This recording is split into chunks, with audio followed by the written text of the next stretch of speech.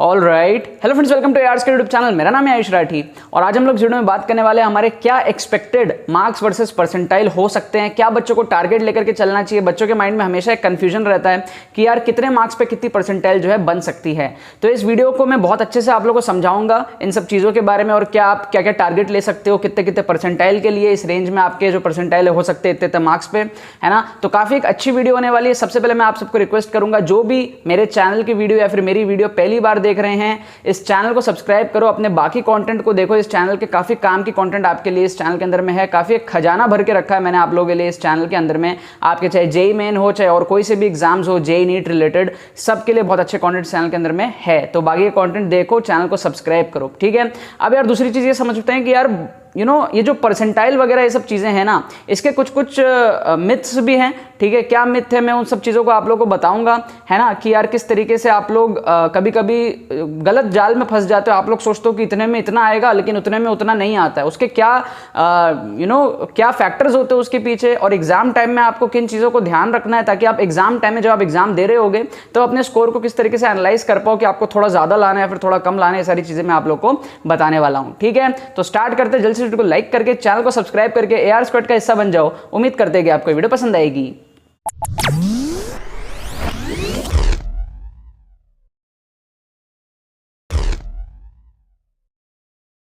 तो यार देखो, सबसे पहले तो बात करते हैं कि ये जो परसेंटाइल है ना, मार्क्स वर्सेस परसेंटाइल, ये प्रेडिक्शन अगर एक पेपर होता तो ये प्रेडिक्शन बहुत आसान होता करना, हम ट्रेंड के हिसाब से कर सकते थे।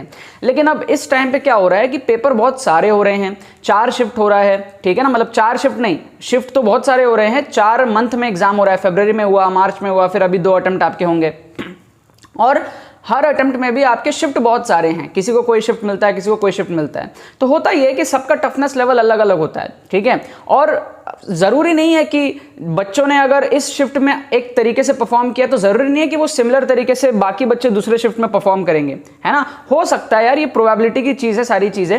हो सकता है कि किसी एक पर्टिकुलर शिफ्ट में ज़्यादा इंटेलिजेंट बच्चे थे, हो सकता है किसी और शिफ्ट में थोड़े कम इंटेलिजेंट बच्चे थे, ठीक है। हालांकि बच्चे बहुत ज़्यादा है, एवरेज आउट हो जाएगा, बट स्टिल थोड़ा बहुत तो डिफरेंस आता ही है। पेपर का जो लेवल है उसका डिफरेंस आता है। पेपर का जो टफनेस है वो एग्जैक्टली सिमिलर नहीं रहता हर शिफ्ट में। तो इसके वजह से भी क्या होता है, कई बार ऐसे शॉकिंग रिजल्ट्स देखने को मिलते हैं कि आपके ज़्यादा मार्क्स पे भी आपको कम परसेंटाइल बनते हैं, ठीक है। तो इस चीज़ को समझो, मैंने यूट्यूब पे बहुत सारे वीडियोस देखी है जिसमें लोग ऐसे प्रेडिक्शन करते हैं कि आपके इतने मार्क्स से लेकर के इतने मार्क्स आएंगे तो इतने परसेंटाइल आपके बनेंगे। तो वो सारी ट्रैप में मत फंस जाना। अगर आप वैसे ट्रैप में फंस गए तो आपकी बहुत गड़बड़ हो सकती है, ठीक है। परसेंटाइल एक ऐसा चीज़ है जो कि आपको एक एवरेज लेकर के अंदाजा लगा करके चलना चाहिए कि हाँ इतने मार्क्स पे इतने हमारे बन सकते हैं। सिर्फ अंदाजा लगाना है। उसके बाद में क्या करना है, सेकंड स्टेप में बताता हूं।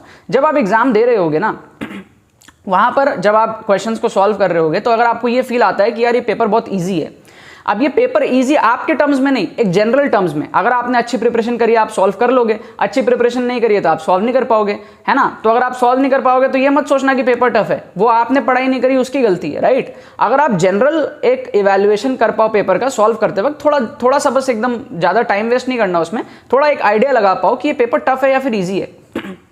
थोड़ा सा फिजिक्स, केमिस्ट्री, मैथ सेक्शन तीनों थोड़ा देख के एक आइडिया लगाओ कि यार ये पेपर कैसा है। अगर मॉडरेट लगता है तो जो मैं अभी आपको परसेंटाइल अभी आपको मैं बताने वाला हूं इस वीडियो में, तो मैं मॉडरेट के हिसाब से आपको बताऊंगा।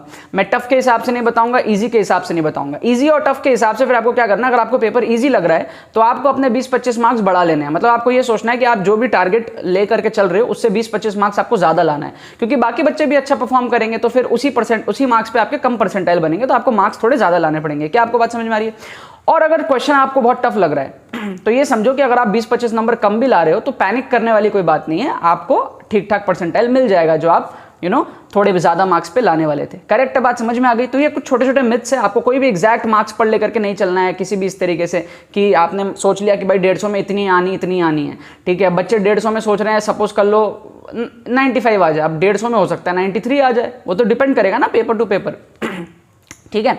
तो अब मैं मॉडरेट डेटा लूंगा, ठीक है। मॉडरेट आपको पेपर के हिसाब से बताऊंगा कि क्या आपका जो है आपका टारगेट होना चाहिए, कितने परसेंटाइल पे होना चाहिए, ठीक है। अगर अनएक्सपेक्टेड बहुत इजी पेपर या फिर बहुत टफ पेपर नहीं आता है तो, राइट।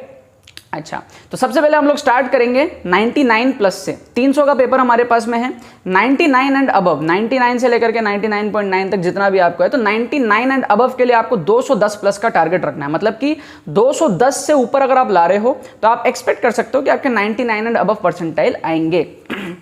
क्या आपको बात समझ में आ रही है? अब इसमें भी कुछ और भी मिथ्स है जो मैं आपको एंड में क्लियर करूंगा, ठीक है ना। पहले मैं इसको कंप्लीट करता हूं। सो 99 एंड अबव में आप 210, अगर आप 210 प्लस ला रहे हो तो 99 एंड अबव आप एक्सपेक्ट कर सकते हो। अगर अगेन पेपर अगर टफ हो गया तो 190 में भी हो सकता है, पेपर अगर इजी हो गया 230 में भी हो सकता है, राइट। अच्छा, सेकंड, अगर हम 98 एंड अबव की बात करें तो आपको 180 प्लस का टारगेट लेकर के चलना है। मतलब कि ये अप्रोक्सीमेशंस बता रहा हूं, कोई भी पूरे यूट्यूब में कोई भी आपको कोई टीचर कहीं पर भी एग्जैक्ट नहीं बता सकता परसेंटाइल वगैरह। कोई अगर बता रहा है समझो वो फेक रहा है। 180 प्लस में आप एक्सपेक्ट कर सकते हो कि आप 98 के ऊपर में आप आ सकते हो एक मॉडरेट पेपर के अंदर में, ठीक है, 180 के ऊपर में। अच्छा, अब 97 160 के ऊपर में। अब अगर आप एक चीज देखो तो 210 पहले मैंने लिया था, उसके बाद मैंने 180 लिया, मतलब 30 मार्क्स का मैंने गैप लिया। उसके बाद में मैं सिर्फ 20 का गैप ले रहा हूं, मतलब कि 210 एंड अबव में मैंने 99 बताया, 180 एंड अबव में मैंने 98 बताया, 98 एंड अबव, और 160 प्लस में मैं आपको बता रहा हूं 97 अबव, ठीक है। तो अब आपके मन में ख्याल आ रहा होगा पहले 30 का डिफरेंस फिर 20 का डिफरेंस क्यों? क्योंकि डेंसिटी बढ़ जाती है, अच्छे पढ़ने वालों की संख्या कम है, ठीक है, एवरेजेस की बहुत ज्यादा है, ठीक है, समझ रहे हो आप बात को। तो जैसे जैसे आप मार्क्स में नीचे आओगे ना तो आपके रैंक में बहुत तगड़ा फ्लक्चुएशन आएगा। मतलब कि अगर आप 280 के रेंज में हो सपोज, तो एक एक मार्क्स बढ़ने पर बहुत ज्यादा रैंक का डिफरेंस नहीं आएगा, है ना। 500 से हो सकता है 400 हो जाए, 100 का डिफरेंस आएगा। लेकिन जब आप 150 पे हो तो एक एक मार्क्स पे आपके हजारों का डिफरेंस आएगा। क्या आपको बात समझ में आ रही है? डेंसिटी की बात है। सो पहले मैंने लिया 30 का डिफरेंस, अब मैं ले रहा हूं 20 का डिफरेंस। तो 160 एंड अबव पे आप कितने पे आए? 97 एंड अबव पे आए, ठीक है। अब मैं लूंगा 15 का डिफरेंस, मतलब कि 145 एंड अबव। तो 145 एंड अबव पे आप क्या आएंगे? 96 प्लस, ठीक है, सिंपल है। अब 10 का डिफरेंस लो, 145 से नीचे 135 एंड अबव पे आप क्या आएंगे? 95 एंड अबव। तो अगर 95 परसेंटाइल से ऊपर आपको देखना है तो 135 प्लस का आपको टारगेट लेकर के चलना पड़ेगा। लेकिन इसमें भी एक मिथ है, आपके रैंक जो है वो क्या बनेगी वो आपको मैं अंदाजा लास्ट में आपको समझाऊंगा। लेकिन अब इसके बाद में 135 के बाद में फिर आप मान लो 125 ले तो लेट से, ठीक है, 125 पे आपका आया 94 परसेंटाइल एंड अबव, ठीक है। अब 5-5 का डिफरेंस लेने लग जाओ, ठीक है। 125 के बाद में 120 ले लो, 93 एंड अबव, ठीक है। फिर 115 के ऊपर 92 एंड अबव, है ना। 110 के ऊपर 91 एंड अबव, और 105 के ऊपर 90 एंड अबव, ठीक है। समझ गए आप बात को? ये एक अंदाजा है, ये एक अंदाजा है, एग्जैक्ट कोई नहीं आपको बता सकता।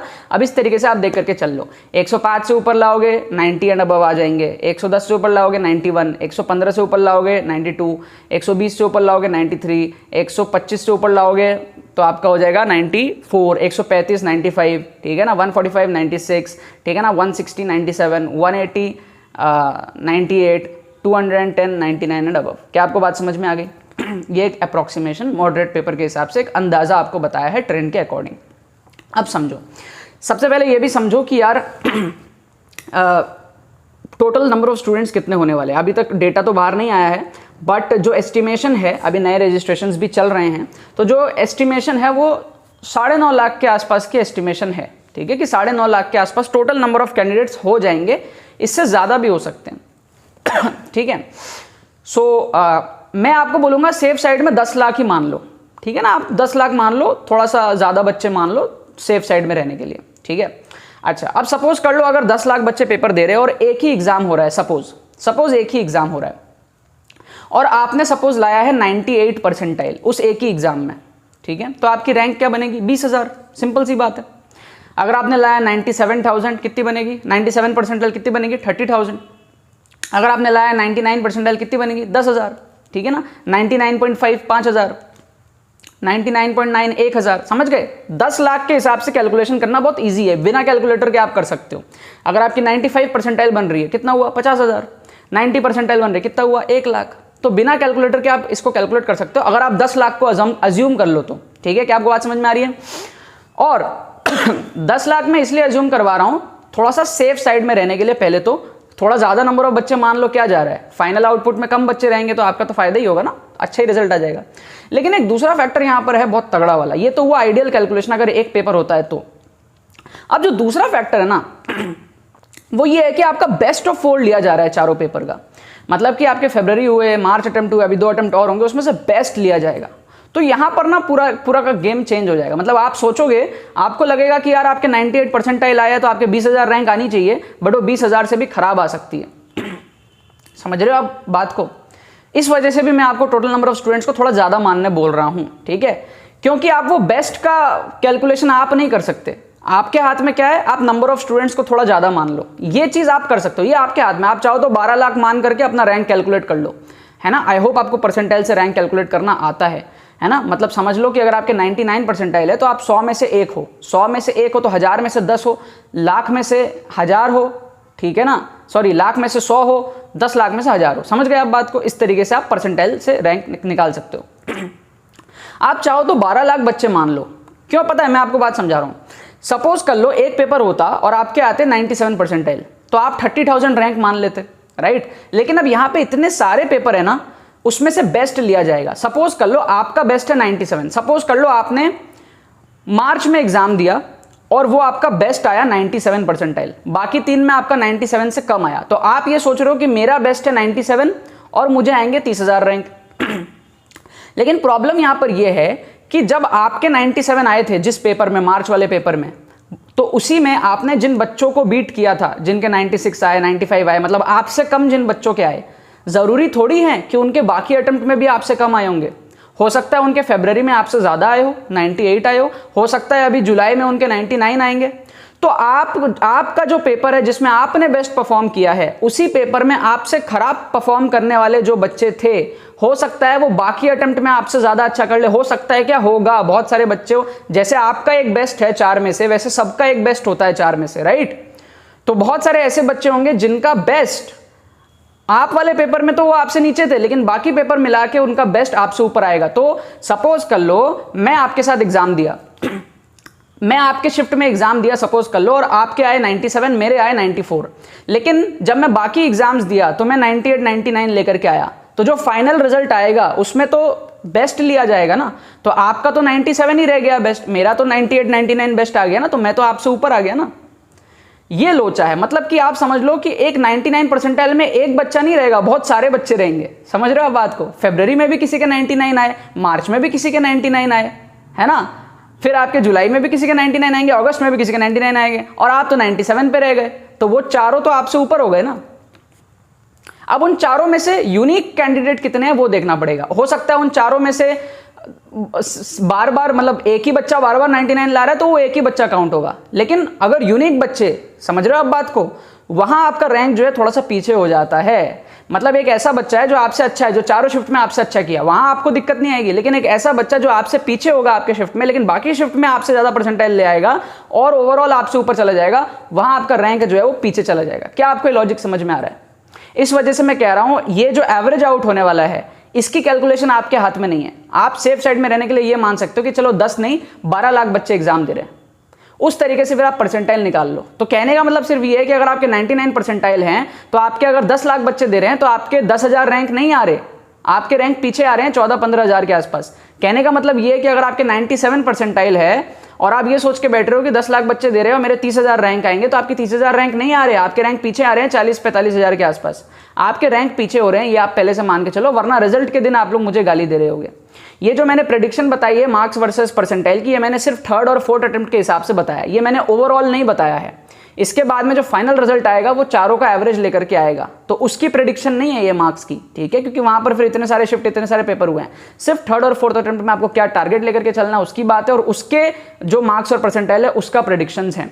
जो फाइनल रिजल्ट आएगा वो इससे खराब आने वाला है, इसलिए ट्राई करो मैक्सिमम मार्क्स लाने का, ट्राई करो मैक्सिमम परसेंटाइल लाने का, ठीक है ना?